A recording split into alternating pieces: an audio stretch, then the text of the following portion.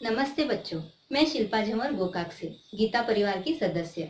आज गुरु पूर्णिमा के अवसर पर मैं आप सभी के सामने एक कहानी लेकर आई हूँ। कहानी है गुरु और शिष्य की, जहाँ गुरु है समर्थ स्वामी रामदास और शिष्य है छत्रपति शिवाजी महाराज। छत्रपति शिवाजी महाराज का नाम सुनते ही एक गर्व महसूस होता है, वीरता की गाथा गाथा याद आती है हमें, है ना। तो आज हम यह कहानी सुनेंगे, आपको बहुत मजा आएगा। यह कहानी सत्य घटना पर आधारित है। छत्रपति शिवाजी महाराज गुरु रामदास के एकनिष्ठ शिष्य थे और शिवाजी महाराज को भी गुरुजी बहुत ही प्रेम करते थे। दूसरे शिष्यों के मुकाबले सबसे ज्यादा प्रेम वो शिवाजी महाराज से करते थे और यह देखकर सभी शिष्य उनसे ईर्ष्या करने लग गए थे। सभी शिष्य सोचने लगे कि शिवाजी महाराज तो राजा है, इसीलिए गुरुजी उनसे ज्यादा प्रेम करते हैं। और यह बात गुरुजी को समझ में आ रही थी। गुरुजी ने सभी शिष्यों का भ्रम दूर करने का संकल्प लिया। वे सभी शिष्यों को वन में लेकर गए। वहां उन्होंने पेट दर्द होने का नाटक किया और वो एक गुफा में जाकर सो गए। सभी शिष्य सोचने लगे गुरुजी की पीड़ा कैसे दूर की जाए, इसीलिए सभी शिष्यों ने उन्हें उपाय पूछा। तब गुरुजी ने जो उपाय बताया वो सुनकर सभी शिष्य डर गए, एक दूसरे का मुंह ताकने लगे और सभी नीचे सिर झुकाकर खड़े हो गए। वहां शिवाजी महाराज को पता चला कि कहीं गुरुजी को तकलीफ हो रही है।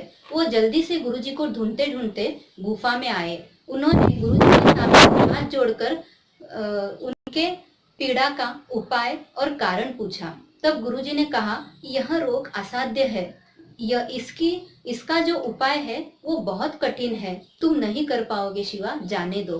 तब शिवाजी ने क्या कहा, आप बेसंकोच कहिए गुरुजी, मैं आपकी पीड़ा दूर किए बिना शांत नहीं बैठूंगा। तब गुरुजी ने कहा कि इसकी दवा है शेरनी का दूध, वो भी ताजा। तब गुरुजी के कहने पर शिवाजी ने गुरुजी के समीप रखा हुआ कमंडलू उठाया और वो वन की ओर निकल गए।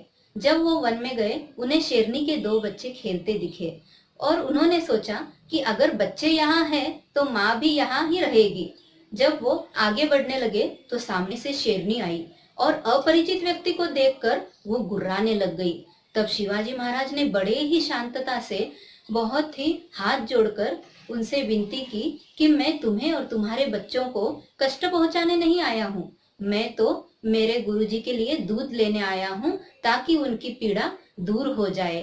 यह कहते कहते वो धीरे धीरे आगे बढ़े और शेरनी के पीठ के ऊपर हाथ रखकर उसे सहलाने लगे।